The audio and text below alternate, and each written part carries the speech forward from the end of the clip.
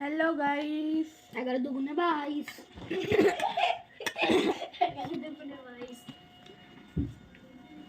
hi guys good morning আরে এই সবগুলো এখানে রাখা জায়গা কি অবস্থা हेलो गाइस আমরা কফি খাবো আর ম্যাগি খাবো খাচ্ছে সবাইকে দিল্লি করতে বলে আমি ভেবেছি আমি দেশ লড়াই করতে পারি বাবা হেরে মাথা চুল করে এই ফোন না আমি খুব বাজে কি কই তার নাম আসছে দারুন